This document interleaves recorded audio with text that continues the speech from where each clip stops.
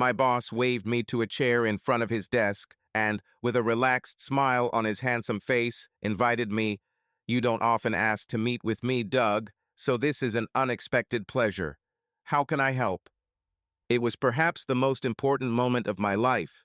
Taking a deep breath, I stated my request. I urgently need a salary increase. Salaries have been frozen for 3 years, and during this time everything has become more expensive, especially gasoline and energy.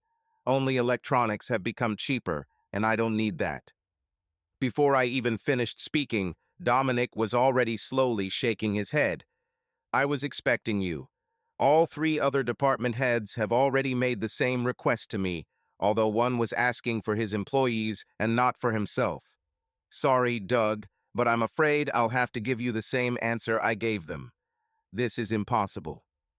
But I think my case is special. If you listen to my situation, you will see that too, I insisted, feeling panic rising within me.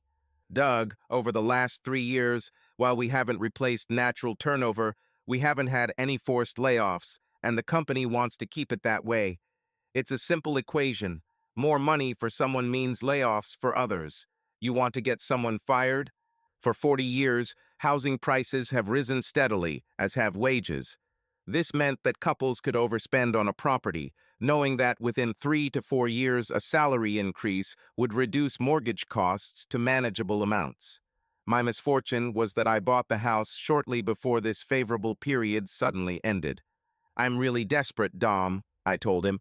If I don't start earning more, I'll lose everything. I haven't paid my mortgage in 2 months, and if I'm late again, I'll lose my house.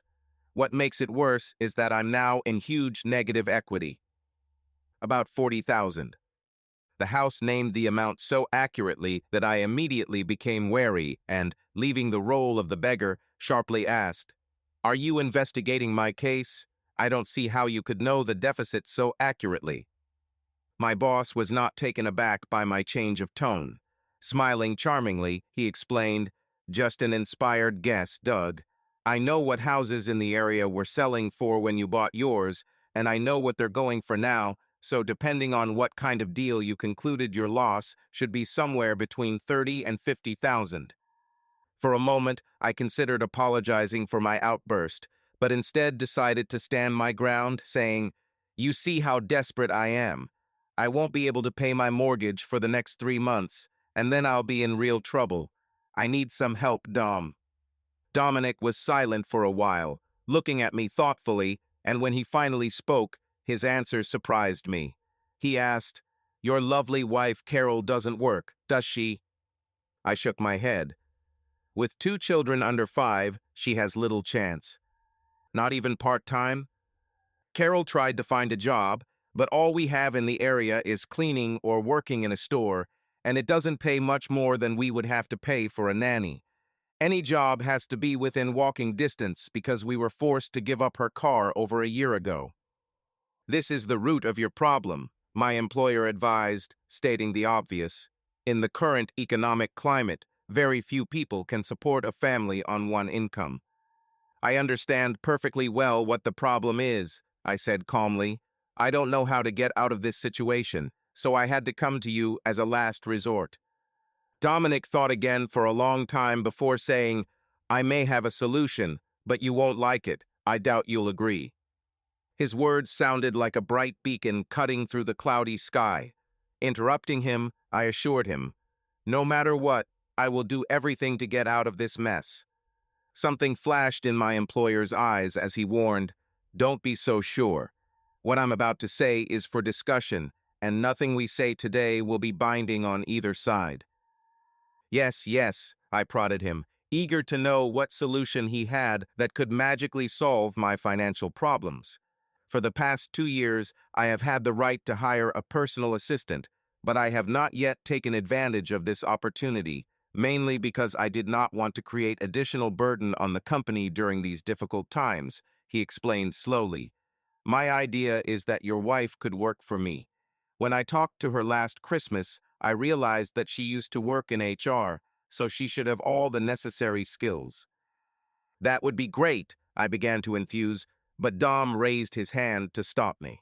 You shouldn't rejoice ahead of time until you know all the conditions, he warned. When I say personal assistant, the emphasis is on personal. As you know, on the last weekend of every month I travel abroad, and I expect her to accompany me, and we will probably be very close in these moments. It took me a moment to realize what he was talking about, and then anger filled my head. Are you saying that as part of this deal you expect to sleep with my wife? I screamed. The house remained unperturbed in front of my heated face. Effectively, that's the deal, but I wouldn't put it so harshly. So how would you say it? When we are away, there may be situations where Carol and I are forced to share a room. This is what is called plausible deniability, depending on what is needed for your peace of mind. You may choose to believe that such cases will never happen. But are you really going to take every opportunity to have sex with her? I asked coldly. Dom smiled. Like I said, it's not really a fair answer to that question. You have to think what you want. Through clenched teeth, I told him, my thoughts do not matter in this situation because I reject your kind offer outright. My boss seemed completely unfazed by my angry response when he said, it's a shame because I think we could both benefit greatly from such a deal, although I understand why you would feel obligated to refuse. We sat in silence, looking at each other, as if we both knew there was more to say. When he didn't seem inclined to start the conversation first, I said, we've gotten along well over the past 8 years. I considered you almost a friend and thought you felt the same way about me. I don't understand why, if this personal assistant job was available, you didn't help me by offering her to Carol without the conditions of sex. What you say is very true, but the simple fact is that I would not have achieved what I have in this world if I looked a gift horse in the mouth, Dom said friendly. Add to that the fact that I have never desired a woman as much as I desire your wife. She is truly exceptional, and you are a very lucky person. Do you have no conscience at all? I asked sarcastically. Of course I have, said Dom smugly. I consider myself a pretty decent guy, but in this case, the remorse was completely drowned out by thoughts of the pleasure I hoped to receive. You can put in your proposal, I told him sharply. My boss took the rejection philosophically, saying, I didn't expect a different answer, but I had to try. As he spoke, Dom stood up and walked to the door, and I followed him. At the door, he held out his hand and said, I hope this won't negatively impact our working relationship. I wanted to punch him in the nose, but instead I shook his outstretched hand. I quickly grabbed the doorknob, eager to leave the scene of my humiliation, but before I could turn it, Dom beat me to it, saying, you never know, you might change your mind after talking to your lovely wife. You know what? Take the rest of the week off. This should give you enough time to discuss the pros and cons. The offer remains valid until Saturday. If Carol wants the job, she should meet me for dinner at the Peacock Hotel at 8 o'clock sharp. We'll have a quiet dinner, and then I'll take her to the room I've booked for a formal interview. I have always been inclined towards mathematics and logic, so it was natural for me to choose a career as a programmer and systems analyst. I progressed quickly and 6 years ago took up my current position as head of computer technology, moving to a different area to do so. The downside is that I now mostly do admin with little opportunity to do the kind of smart coding that used to give me so much pleasure. I am 34 years old. My wife Carol is 2 years younger. Most men think their wives are beautiful, but I can objectively say that mine really is. She's a little too plump to be a classic model, and her exceptional beauty probably excludes her from the media, so she's chosen a profession that relies more on brains than beauty. We both worked for my previous employer in different departments, but interacted frequently on a project I was working on. She was so out of my league that I had no pretensions, and I was more than happy to form a platonic relationship with her, but luckily the fact that I wasn't a threat somehow attracted her. She later told me that she found my company relaxing compared to other men, and she was the one who first made it clear that she wouldn't mind if I asked her out for a drink. We never discussed our previous relationships, but I always assumed that her early experiences were about the same as my average successes. From the moment of our wedding to the beginning of the events described here, We lived 8 very happy years. I should also describe my immediate superior, Dominic. I consider myself quite tall at 6 feet, but he is at least 3 inches taller. He is also larger than me and has more sporting hobbies, his main two leisure activities being squash and golf. His other strengths are that he is handsome, confident, and, I begrudgingly admit it, charismatic. From the very beginning, I admired his relaxed style and thought we had a friendly working relationship. When I arrived home, I found Carol waiting impatiently for me. "He can't give me a raise, but he has offered you a job as his personal assistant," I told her, which made her face light up with joy. "Don't get excited too early because it's not that easy and you can't accept this offer. For starters, he goes abroad for a couple of days every month. He'll expect you to accompany him." The smile remained on my wife's face. "Better and better, I've always dreamed of traveling." "You'll be sharing a room. He expects you to sleep with him while you're away. Let him wait as long as he wants, but he won't get anything from me," Carol said firmly, the smile still not leaving her face. "You don't understand," I said desperately. "Sex is part of the deal. If you don't agree, there will be no work." I didn't know how I thought my wife would react, but I certainly didn't expect her to laugh. "Slippery, sneaky bastard," she said. "He has definitely fallen in my eyes," I agreed. "I might have expected something like this," Carol said thoughtfully. "At the company Christmas party last year, he couldn't take his eyes off my cleavage. What do you think? At least Dom is an attractive man, not short, fat, and bald like Mr. Cheese Sugden, the last boss I worked for. Although he hasn't proposed to me, I know he would like to." I couldn't help but feel that my wife wasn't taking this seriously, so I made my point firmly, telling her, "I think it's out of the question. What do you think?" "I agree. In fact, it's so absurd, it's not even worth discussing," Carol said happily, adding, "We'll just have to solve our financial problems somehow differently." We spontaneously jumped to our feet to hug each other and enjoy a long hug.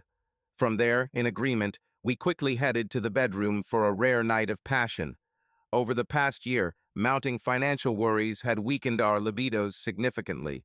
We still had sex, but it was more about bonding to satisfy a need rather than having sex just for pleasure, as we did a lot in our early years. I'm not sure what inspired us, but it was definitely a night to remember, and as Carol lay there afterwards, she gently whispered to me, "I never want to have sex with another man but you." It felt weird being home the next morning when it wasn't a weekend or a holiday. I found something to do, mostly entertaining the kids, but it wasn't until they had settled down around 11 a.m. that Carol and I had time to sit down with a cup of coffee. I had barely taken my first sip when my wife said, "I don't know if you've thought about what we were talking about yet, but I have, and I know we're in a terrible mess. I haven't been too worried so far, because I was pretty confident that your boss would be able to help us out in the worst case." I didn't really think about it, I just deliberately excluded the topic from my thoughts. I've added up all our expenses for the next few months, and even without unexpected bills, there's no way we'll be able to pay off our mortgage in June. It may take a few months before they evict us, but we'll end up on the streets if we don't find some way out.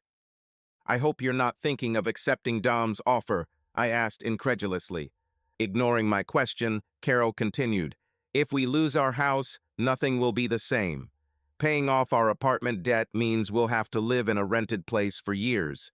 It will undoubtedly be a much smaller apartment than we have here, and in a much worse area. We will survive," I told her, not believing my words. "We need to look at this from all angles and not see it as the only problem," my sensible wife insisted. "And it's not just about us. We have to think about the children and the schools they will go to. I think they can be very bullied at a school in a poor area." "It's scary to even think about," I agreed rather senselessly. "I'll do anything to get out of this mess. I can't stand the thought of losing everything." "Are you offering to accept the offer?" "Of course not. I'm just saying that I'll take any job if it makes us money." "That's a relief," I said, forcing a smile. "Still, it's a very tempting offer. If it weren't for the sex thing, it would be ideal." Then perhaps we should discuss this seriously, Carol replied, surprising me. The next morning I called Dom and asked for an appointment. He said to come immediately. He met me at the door, shook hands, and invited me to sit down, saying, "This is a very pleasant surprise. I didn't expect you so soon." To avoid confusion, I quickly explained, "I'm not here to accept your offer. I just want to clarify some details, such as my wife's salary and how many hours a week will she work." It was obvious that my boss was well prepared. Taking a piece of paper, he said, "About 2/3 of what you get. That's the highest rate for this position, because I'm sure it's worth it. Carol doesn't want to work more than part-time, which is a full salary." A smile of triumph appeared on Dom's face, and I realized that he thought he had played the trump card. How about a full salary for actually working part-time? I don't understand. When your wife travels with me, she receives a salary from the moment she leaves home until she returns. Usually my trips last 2 days, sometimes one, very rarely 3.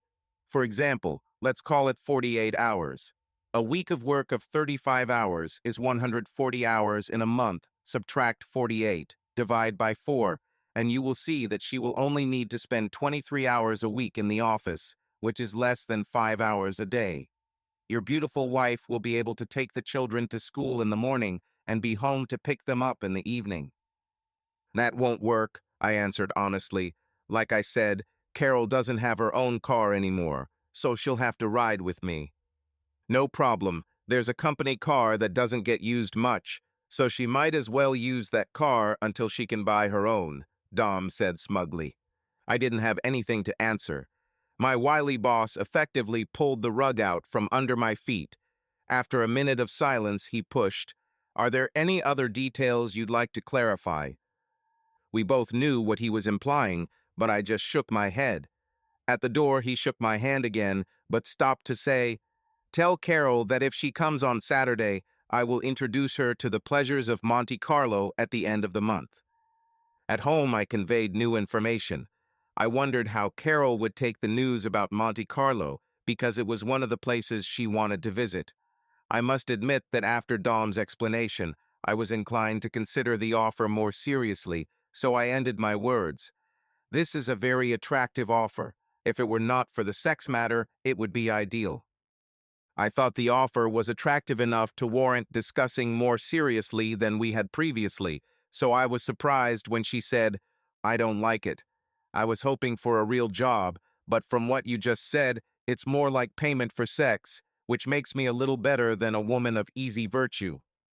I was stunned and didn't know what to say, which gave my wife the opportunity to continue, with a hint of anger in her voice. "And that will make you a salesman. How do you feel about that? When I'm away at the end of every month, and you will be sitting here alone, what do you think will be going through your mind, knowing that I'm lying on my back somewhere with Dom? For your information, I'm pretty sure he's bigger than you." "I think I could get used to it," I replied, explaining. "A few years ago, I was chatting online with a guy who claimed his wife was a prostitute. He said she only worked 3 nights a week, but still made more than both of them doing a regular job. I asked him how he felt when she worked, and he said it didn't bother him. He admitted that it was awkward the first few times, but then it became indistinguishable from any other work, and what she did had nothing to do with their personal sex life. From other things he said, I realized that it was all about the attitude. If you have any ideas about me doing the same, you can forget about it right now," Carol said sharply, but I was relieved to see the smile on her face. Nothing more was said that day, but we didn't make love that night. The next day, Carol brought up the topic again, saying, "I thought it was stupid to lose the house without a fight. We've both had sexual experiences with other people before we met, so if it's not cheating, what's the difference if I sleep with home? On the one hand, this seems like a small sacrifice compared to the benefits." I found myself changing my position too. "I'm not sure I can keep working for Dom knowing he sleeps with you every month. I don't think I can stand his smug grin. What if he brags about his conquest or someone figures out what's going on?" "You are not logical," my wife said coolly. Given his position, Dom has more in the game than us, so he will definitely be discreet, and as for other people, they have no way of knowing because the sex will take place in other countries. You might feel a little awkward working with him, but if I can tolerate his harassment every month, then you can easily handle it. Are you proposing to do this? I asked uncertainty. Carol took a deep breath before saying, I've decided that I'm willing to make this sacrifice, so it's up to you whether we accept it or not. That night, we had sex longer than usual, and instead of turning over, we stayed cuddled.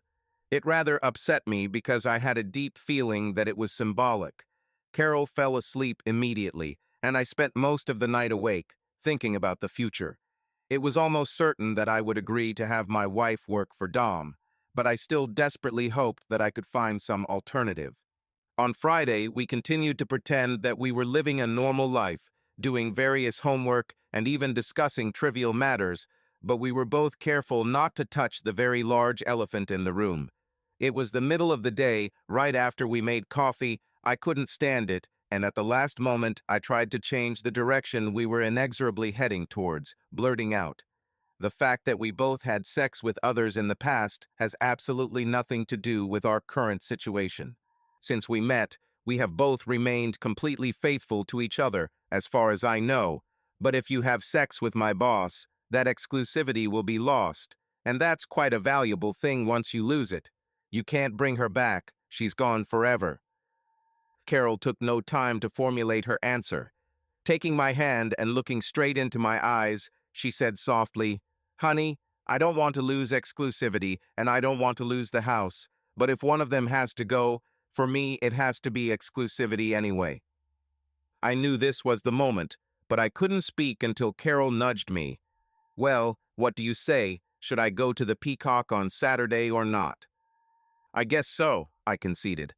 As soon as we got into bed, I was desperately looking for physical connection, but as soon as I got close to her, my wife pushed me away for the first time in a long time, saying, You can hug me, but nothing more, please. I'm not in the mood for sex right now. Because I'm not looking forward to what I have to do tomorrow. I hope you understand. I understood, but it didn't help, and I spent another mostly sleepless night. On Saturday morning, I took the children to my parents' where they stayed until Sunday afternoon. Returning home, we again continued to pretend that nothing was happening, although we both could not help but notice how time was dragging on into the evening. As a sign of tension, I noticed that Carol looked at her watch almost as often as I did. The final countdown began in the late afternoon when she suddenly stood up and said, I guess it's time to start getting ready. What are you going to wear? I felt obliged to ask. I'm not sure yet, but I'm definitely not going to dress up for that bastard, Carol said firmly. My wife took a very long bath, then spent over an hour in the bedroom. When she finally appeared, she stood hesitantly in the doorway.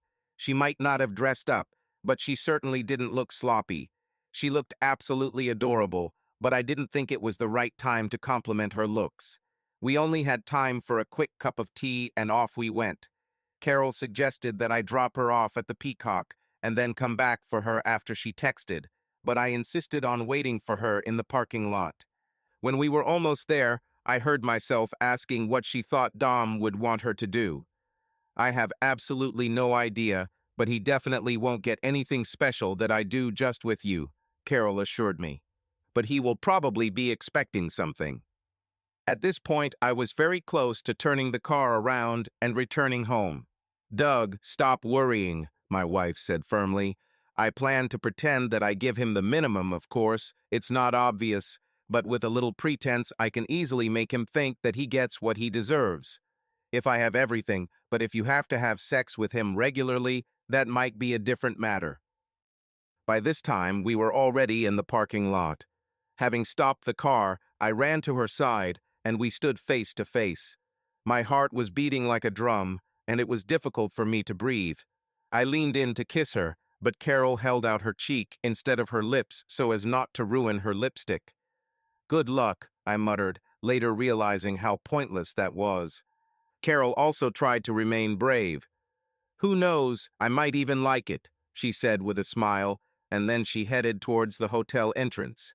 The first hour of waiting wasn't that bad, or rather the first hour and 20 minutes, because I knew Carol was safe in the restaurant.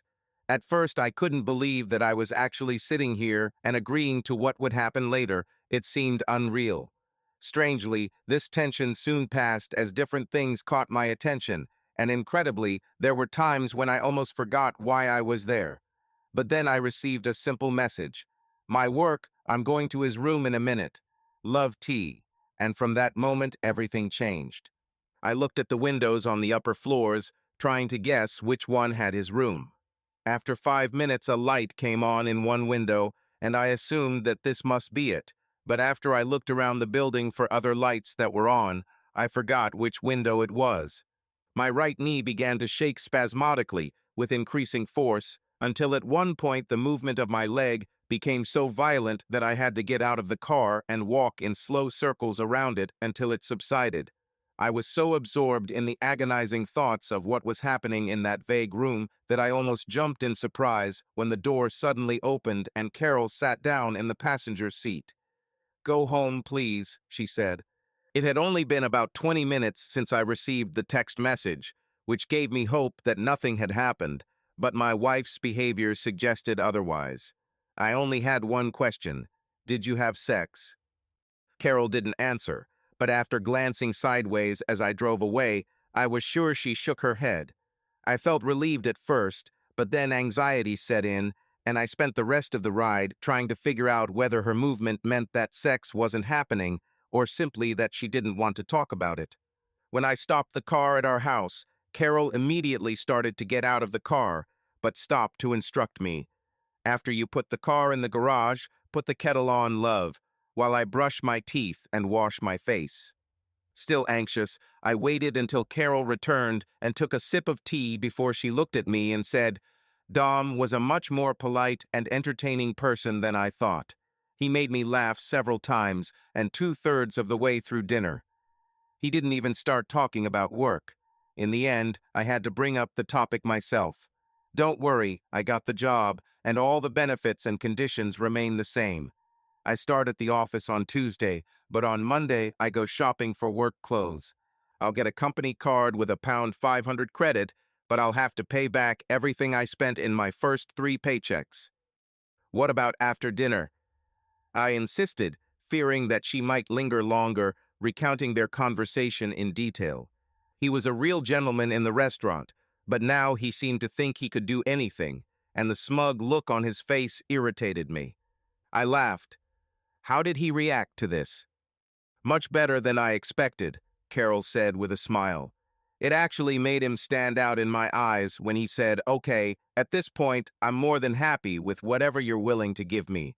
It's actually nice to know that I'm dealing with a woman of character.' So, what is next?" Even I myself heard the hoarseness in my voice. It was all pretty formal. What happened next? I left. I couldn't stand being in that room anymore. As I was leaving, Dom yelled, "See you Tuesday," but honestly, Doug, after tonight, I'm not sure I want to continue this.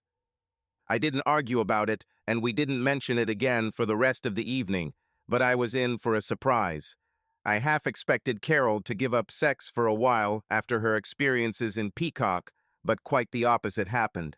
As soon as we got into bed, we made love.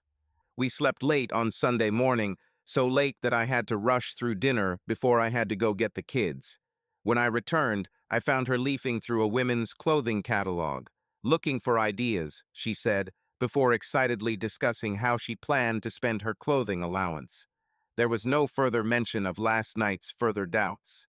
Carol returned from shopping on Monday with what she described as 3 skirt and jacket sets and a few other items, and I was treated to a fashion show of her acquisitions. There were 3 skirt and jacket sets in black or charcoal, all fitted and with a skirt length falling just below mid-thigh. She looked businesslike, not hiding her sexuality. She also bought some very attractive blouses and what seemed like quite a lot of new underwear. Unfortunately, these delicate items were not included in her impromptu fashion show. I was late to work Tuesday morning, so I could take my wife to work just as the babysitter arrived. I left her at the reception, and that was the last time I saw her before I returned home that night. I thought she might pop into my department to say hi, but then again, I wasn't looking for her either. That night, Carol suggested avoiding contact at work, saying, "I even think we shouldn't take lunch breaks at the same time. I do have a right to a break, but Dom says no one is watching. I think he expects me to always have lunch with him, so if you end up in the cafeteria at the same time, it could be quite awkward." When I got home, I couldn't park in my usual spot because Carol's company car was already there. It was a small two-seater with low engine power and high mileage, but it made her independent of me for commuting. Throughout the evening, she spoke enthusiastically about her new career, saying how much she enjoyed using her mind again. I learned that her first business trip with my boss was scheduled in 10 days.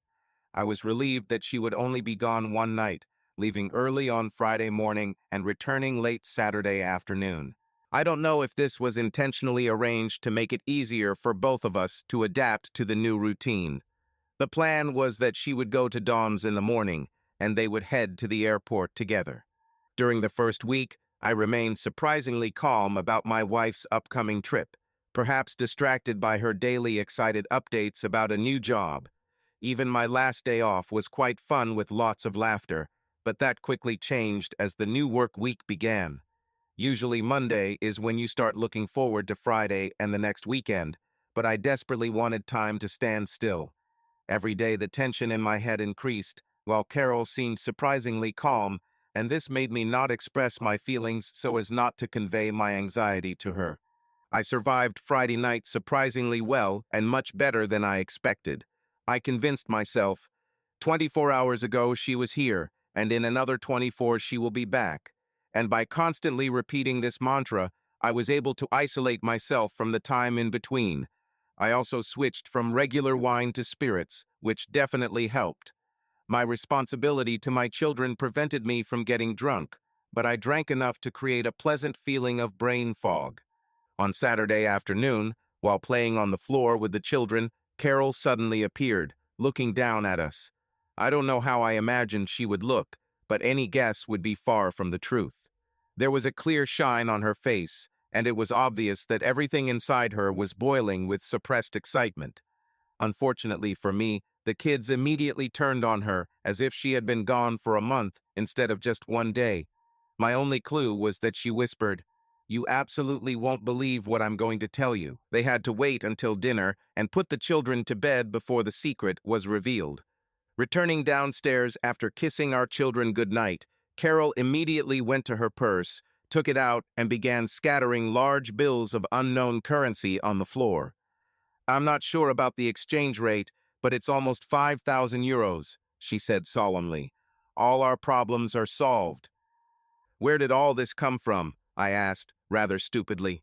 "I won it at roulette," Carol explained with a huge smile. "Pour us some wine to celebrate, dear, and I'll tell you everything from the beginning." I quickly took out our holiday glasses and filled them with red wine. Once we were comfortable, still smiling, my energetic wife began her story. As soon as we cleared customs in Monte Carlo, Dom asked if I had taken an evening dress, and when I said no, he immediately took me to a rather chic boutique and picked out a dress for me to wear. It was made of red silk material, reached to the ankles, but with a large slit on one side. The only thing I didn't really like was that it left too much of my breasts on display. I couldn't object much because he paid. "You'll get this dress later." "Tell me about the money," I hurried, actually worrying about what happened next. The casino was so luxurious, you wouldn't believe the luxury.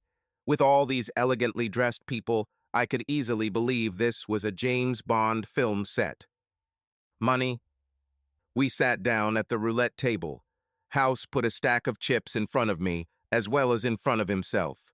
I didn't understand what to do, so I just put a chip on our house number and couldn't believe my eyes when the ball landed on 33, and there was a huge pile of chips in front of me.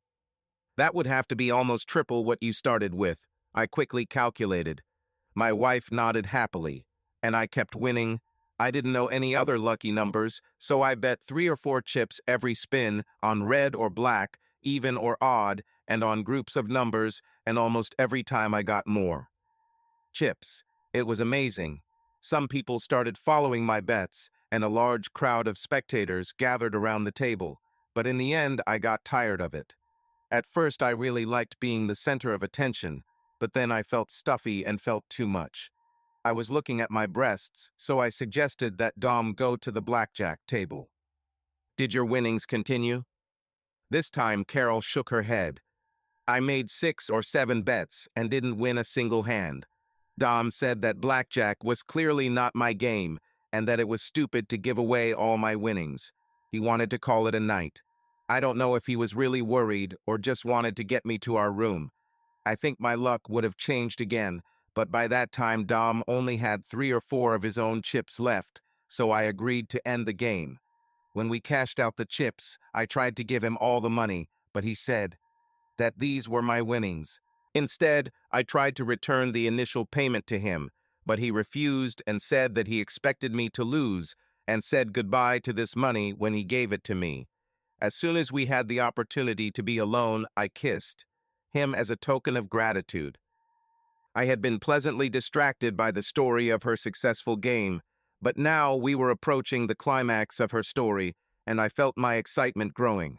"I'm sorry, Doug. I know I said I would hold back, but I didn't," she said quietly. I don't know if it was out of excitement or because I was so grateful for the money, but it seemed natural to me. I couldn't help myself. That effectively ended the conversation, and we soon went to bed. Some might have thought that I would like my wife back, but sex was the last thing on my mind because I was in the grip of a deep depression. The next day, my mood changed completely, no doubt thanks to Carol's happy cheer. She smiled and sang and practically skipped from room to room, but I wasn't able to tune into her wavelength until Monday, after I paid off the mortgage and all the other outstanding bills. It was a wonderfully liberating feeling to no longer have the burden of debt drilling into my head. Normal sexual relations resumed, but they were far from normal, filled with even hotter passion than I remembered from the days of our honeymoon. This state of euphoria lasted for 3 whole weeks, until we started counting down to Carol's next weekend. My tension gradually increased day by day, but I assumed that it was only my worries, until on Wednesday evening Carol suddenly blurted out, "You know, now it's more difficult for me than the first time, although in theory it should be easier." Then I pulled us out of the hole, and I could feel good about it. But now the crisis is over, so I'm just fulfilling the obligation. Also last time, after winning all this money, everything seemed like a dream to me, but this time there are no distractions. And I will spend 2 nights with him, not one. We discussed this, including the benefits already achieved, and decided that we did the right thing. At the end of the conversation, we both felt much better, especially thanks to Carol, who reminded me, "It's just sex." At the end of the conversation, she said, "Like last time, I doubt I'll be in the mood for sex tomorrow night, so if you want me, you better do it now." On Friday night, the kids gave me a hard time by refusing to go to bed because they were missing a goodnight kiss from their mother, leaving me physically tired and falling asleep as soon as my head hit the pillow. Saturday night was different. My parents took the kids for the night, so I was left alone at home with nothing to do but think. I looked out the window as Carol parked her car in front of the house. I'm not saying she looked as cheerful as she did when she first returned, but she certainly looked very relaxed as she took her small suitcase out of the trunk and walked determinedly into the house. "We were in Paris, and it was wonderful," she told me over the heads of 2 small bodies clinging to her legs. Again, I had to wait until our kids were asleep before I could get the full report, but my wife gave me a piece of information before then. "You won't believe it. On the second day, we went up to the Eiffel Tower to admire the view," she began. "At first, we were in an empty elevator, and Dom said he'd pick me up on the way up. I'm sure he was joking, but I'll never know because a lot of people rushed into the elevator at the last minute, so he couldn't. I was very relieved, but maybe a little disappointed. I don't know where he got his impudence from." Carol seemed excited by the memories, but her story left me with a dull sense of unease. In the weeks leading up to the next time, we continued to enjoy more frequent sex along with increased passion, but I still faced our next separation with an even greater sense of dread, because her destination was Rome, and she would be gone for 3 nights. In some ways, I could see that this made up for the single night of her first visit, but decided to complain if it happened again in the future. I have to mention one little mental quirk. Before this first time, my big problem was the loss of exclusivity, but looking back now, it seemed almost irrelevant. It was one of the truest laws of life. If you look forward to something, it will take forever to happen, but when you expect unpleasant experiences, the opposite happens. Before I knew it, Carol's next weekend was almost here. There was no conversation worth repeating, but what became significant later was that I didn't even try to have sex the night before she left. Those long weekends when my wife was away were a nightmare, during which I barely slept and constantly felt discomfort in my stomach. I instinctively felt that something had changed, but I could not understand what it was. Something definitely upset me. I suspected that Carol was looking forward to her absence this time, and latter that is, when I began my interrogations, she seemed even less willing to answer questions. In fact, after just 2 questions, she suddenly said with irritation, "I don't understand why you need to know all these details. Honestly, I think it's a little perverted. I'm starting to think that you like to listen to what another man is doing to me." I was shocked by her words. My questions were an attempt to maintain some kind of control, and I had no idea that they could be interpreted as perverted. This sudden outburst ruined the mood, and we exchanged only a few words for the rest of the evening. On the Friday evening of the second week after her return, I came home to find a shiny red 2-seater Subaru parked where my wife's much more battered car usually sat. Inside, I found Carol with a smile on her face. "How do you like my new car?" she asked expectedly.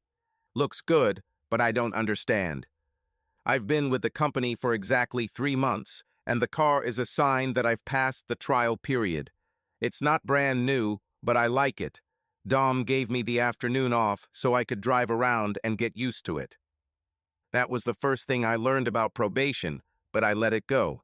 Carol continued to rave about her new car.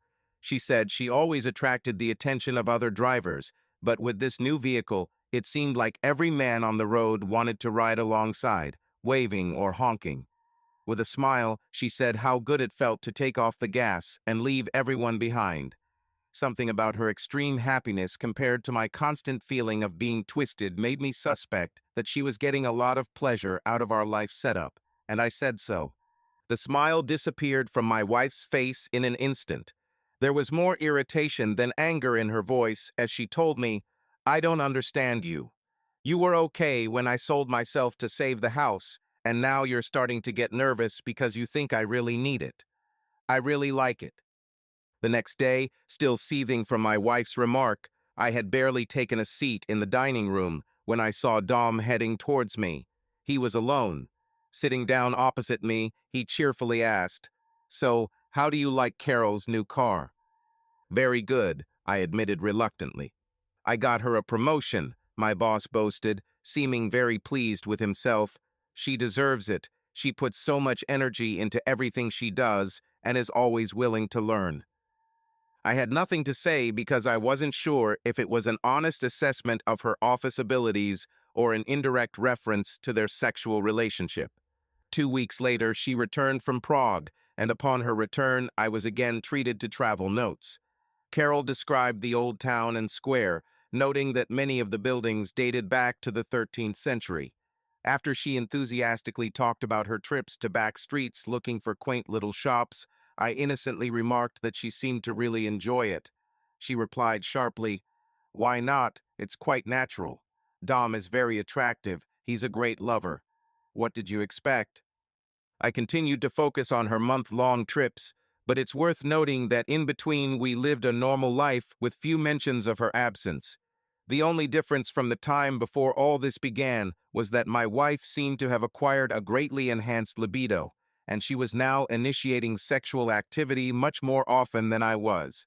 I think I was just used to making the best of the advantages, but turning a blind eye to what was happening when she left. The next major stage came towards the end of the month. I finished work a little early and actually followed Carol on the way home.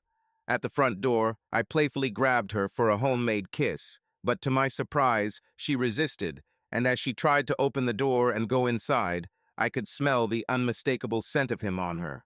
I waited until the boys were asleep before I simply said, "When you got home, I smelled it on you." I could tell by her eyes that she was expecting me to say something. I knew it was a mistake to do it during the day. "You don't deny it?" "How can I?" My wife replied, boldly meeting my gaze. "That's where Subaru came from. Dom offered to extend the agreement by upgrading my car if I would occasionally take care of him at work. Compared to what I do with him during our trips, this is nothing. I would tell you, but after you started worrying about other things, I didn't see the point in not upsetting you. I don't do this every day, but it definitely happens more than once.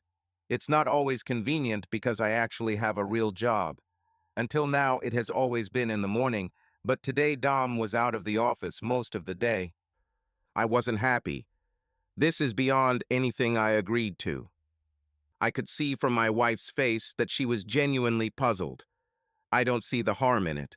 If he can do whatever he wants to me at the end of the month, what's the point of a no-contact rule for the rest of the time?" The quick answer to her question eluded me, and as I struggled to find the answer, Carol continued triumphantly. "I love doing it, and it's brought me a great car to drive. The house is happy, I'm happy, and you really have no reason to complain. What do I get out of this?" "Honey, it's simple. I think I'm more sexually active now than ever, and you're definitely getting your share." I couldn't refute this, so I simply remained silent, and only on the eve of her next departure did we have another disagreement. I had been sick since the beginning of the week and wasn't in the mood for sex, but by Thursday evening I was feeling better. However, when I tried to start, Carol pushed me away, saying, "I thought we agreed that you wouldn't touch me the night before I left." "I don't remember that arrangement," I said, displeased. "You were excited the first 2 times, but that's definitely not the case anymore."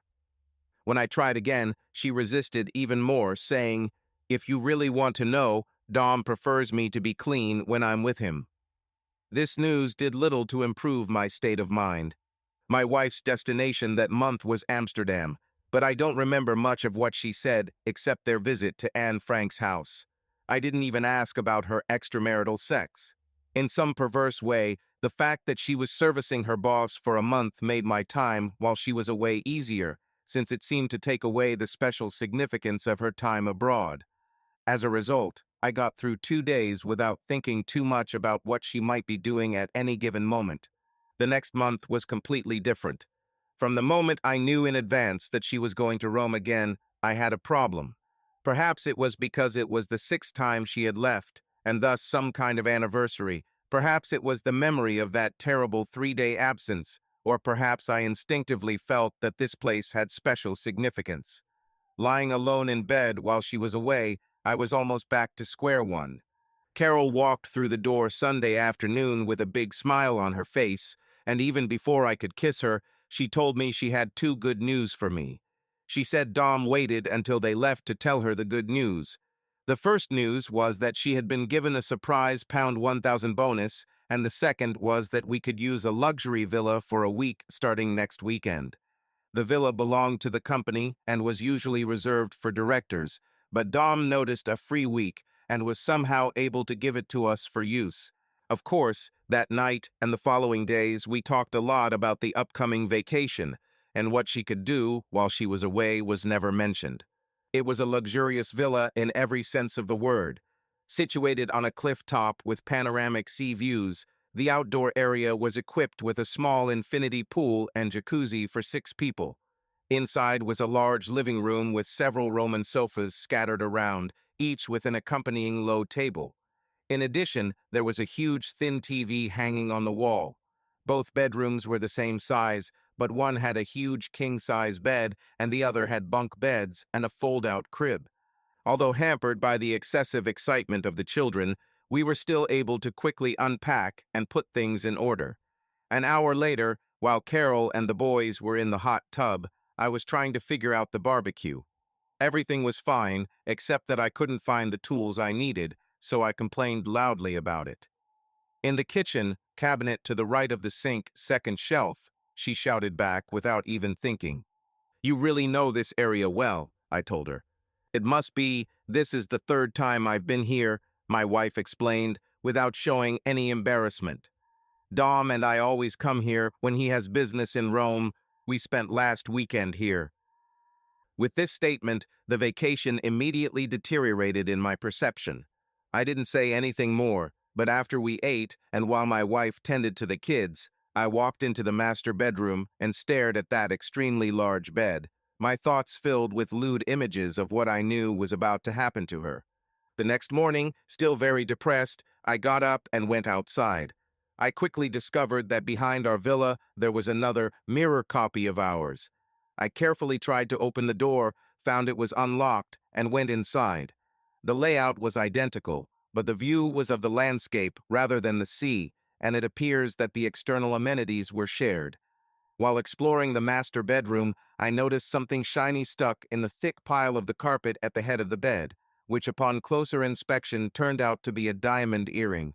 It belonged to Carol. I knew this because I bought her this expensive set for our second wedding anniversary. After breakfast, still sitting at the table, but with the boys playing on the side with their toys, I pushed the earring towards my wife and told her where I found it. She looked at her for a full minute without saying a word, and then said, "I guess I should tell you, the last time I was here, there was Dom and another man." I, of course, wanted to know the details, and was told that he was a client of the house named Armand, a man of 50, very bald, and with the beginnings of a beer belly. That pound 1,000 was actually my commission for closing the deal. I had nothing to say. I just sat there looking at her in bewilderment and, I think, disgust. This lack of response caused my wife to shrug and lightheartedly remark, "We still need every penny, don't we?" I knew from the beginning that the deal we made with Dominic was open, but I think at least part of me believed that in 6 months or a year, when Carol's salary fixed our finances, she would quit her job and we would get back to normal family life. Now I had to slowly come to terms with the fact that I would be sharing my wife's body with another man for the foreseeable future. Carol ended up in Berlin one of the next 2 months, but I forgot which. I consider this a quiet period during which I had a constant feeling of dissatisfaction with the way my marriage was going, but I was not extremely unhappy. There was also no noticeable talking. One day, while she was busy packing for a new trip, I complained that her frequent absences were ruining our marriage, but she responded unsympathetically, "I don't see what you can complain about. You're having sex a lot more often than before." How I started sleeping with Dom. I couldn't argue with her about the sex because Carol seemed really eager to make love to me to death. But in our alone time, it seemed like there was more and more raw sex and less love. Another time, when she was about to leave, confronted with her now obvious desire to be with her lover, I asked about his attractiveness. My wife's face literally lit up when she told me, "He's exciting. He makes me feel alive.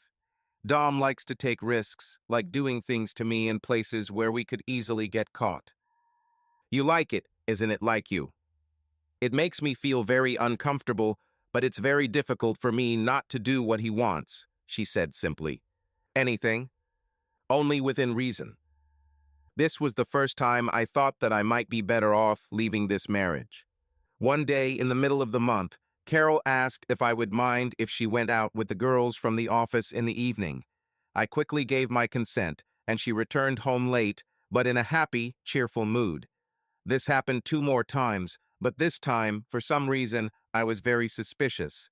After she left, I quickly called my parents, who immediately came to emergency child care, allowing me to leave in the car. I was not at all surprised to find my wife's distinctive car parked in front of Dominic's house. I confronted Carol the moment she entered the house, but she was unrepentant, responding by shouting, "You don't like me sleeping with him at work, so I don't do it, but I can't go a month without being with him. You have no idea how much I want him. It's not love. I could never love him as much as I loved you because he's not really a very nice person, but there are times when I go crazy with him. I don't understand how this happens, but he has some strange power over me." I was shocked by her words, but even more shocked that she mentioned her love for me in the past tense. The next morning, I contacted a young up-and-coming lawyer named Colin, a friend of a friend, and took the next day off to visit his office. Over the course of more than 2 hours, I told him everything I described above, which partly explains why I remember the details so well. I also had to answer many of his insightful questions.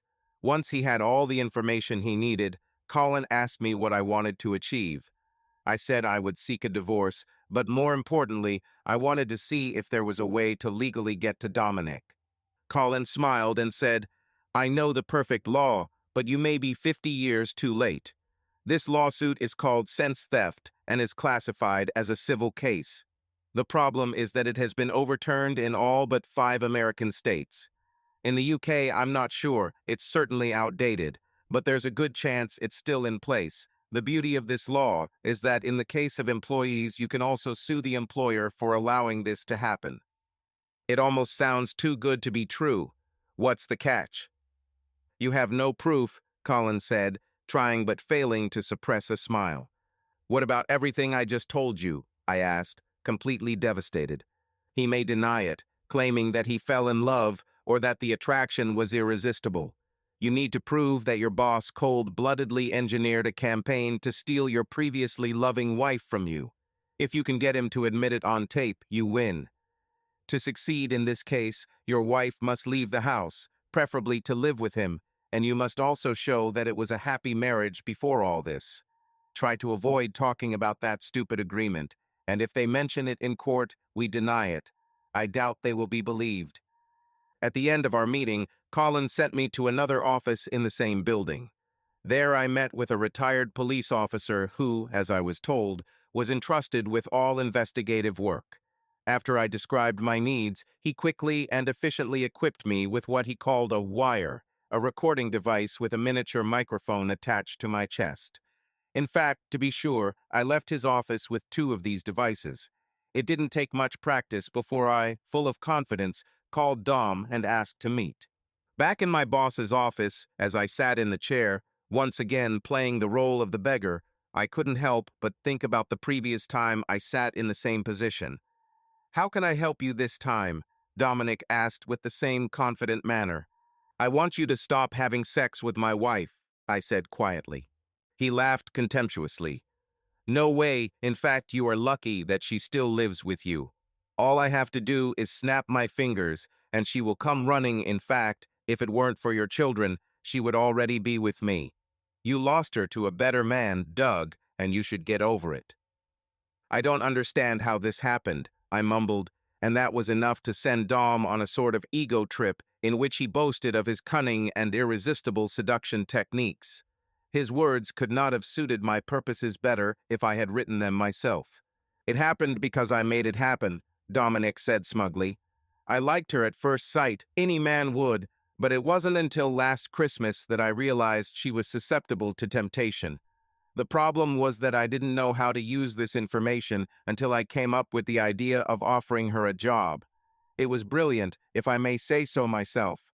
From then on, everything was easy, but I was in no hurry, but acted step by step. Taking her abroad was the key because I had many opportunities to get into her mind, and soon she became like wax in my hands. This woman is a sexual volcano, and you didn't know it. I'd bet good money that you never realized how submissive she is."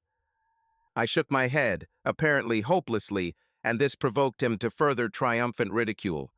"Another thing I found hard to believe was how long were you with her? It took me less than 3 months to reach this milestone. I thought we were friends." "Maybe there were, but you know what they say, all's fair in love and war.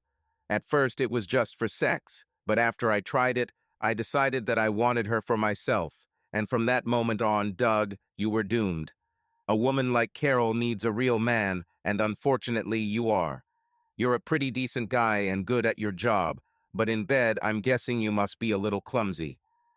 Despite the need to gather evidence, I jumped to my feet, unable to bear his disdain, but Dom almost raced me to the door.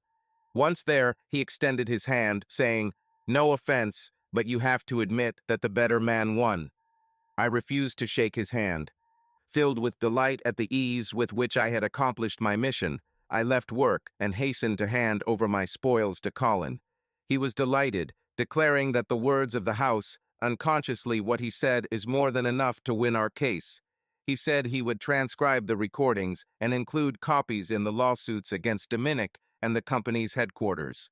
Before I left, he repeated that he would take no action until I informed him that my wife had left the family home.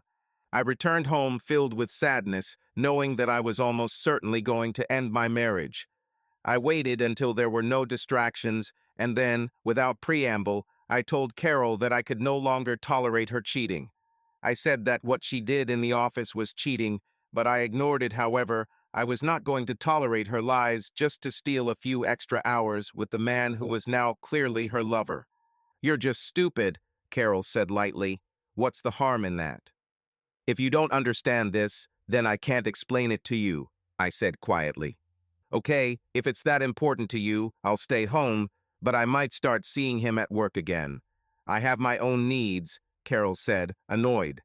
"That's not enough anymore. I want you to stop seeing him completely. In fact, I want you to quit tomorrow so you have no contact with Dom.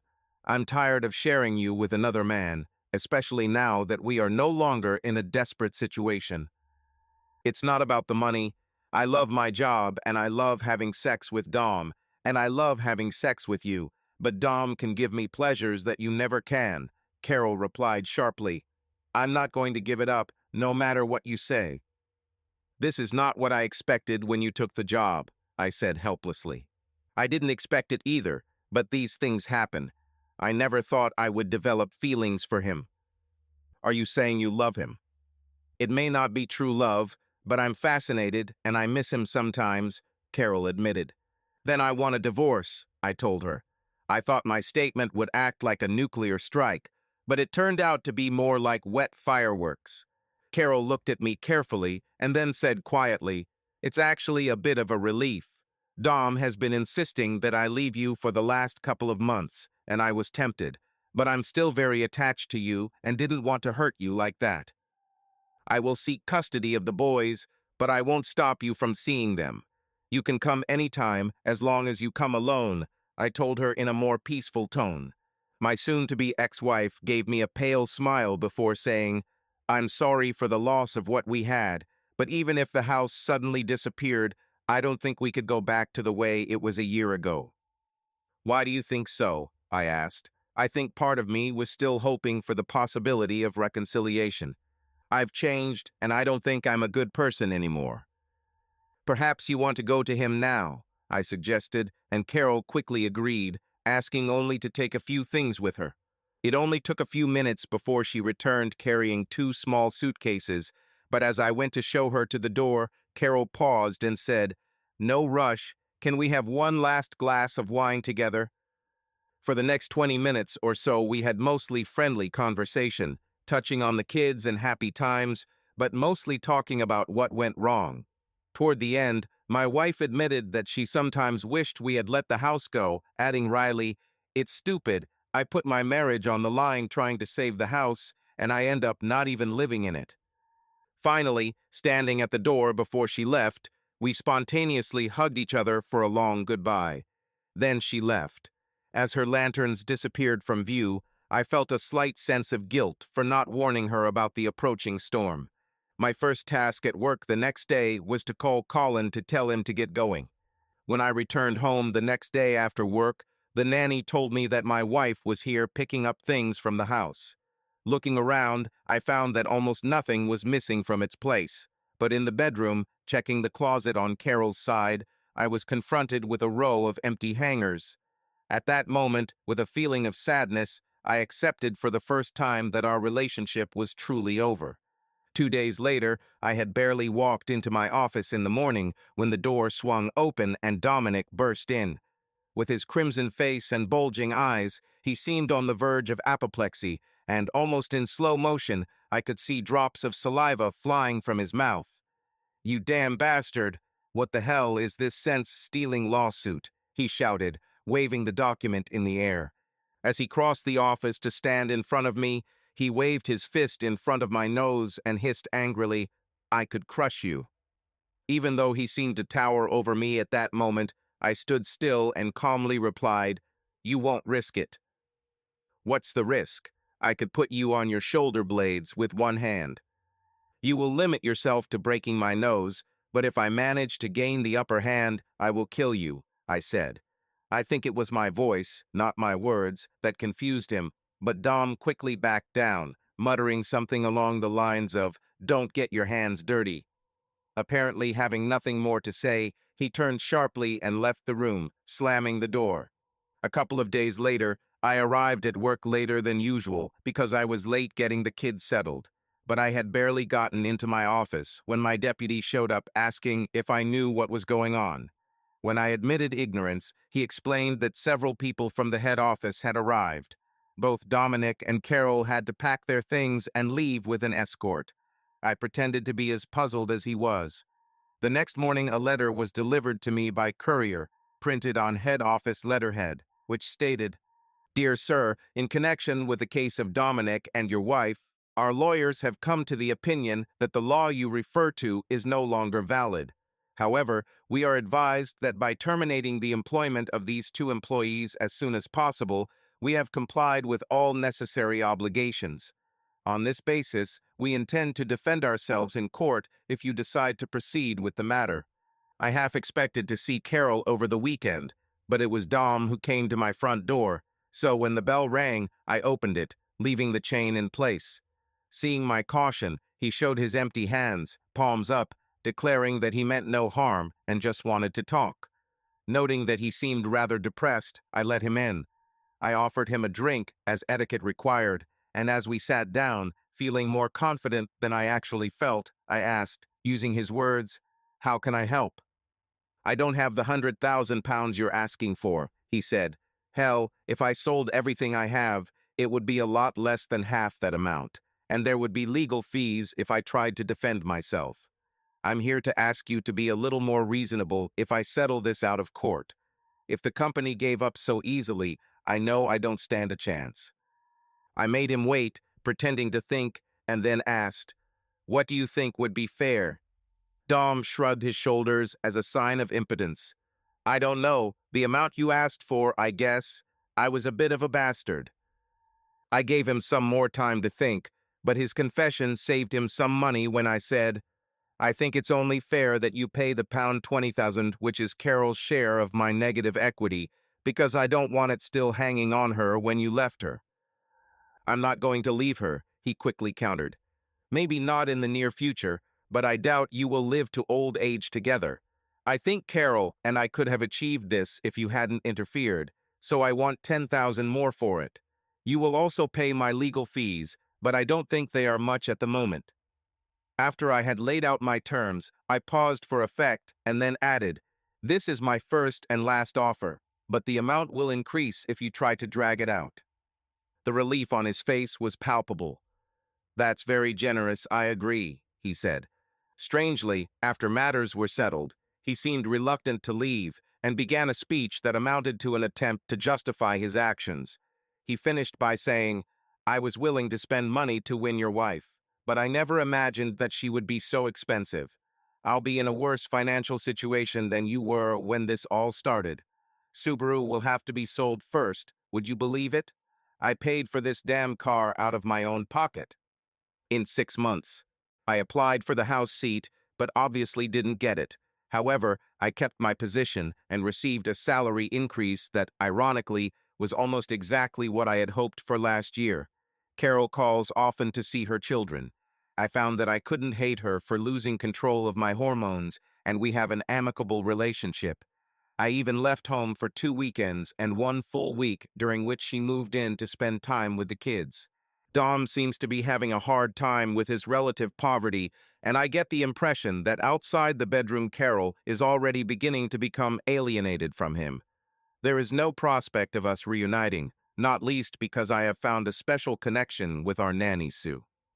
Subscribe to our channel so that your second chaff doesn't cheat on you, and go ahead and listen to the next story, because this story is nothing compared to the next one.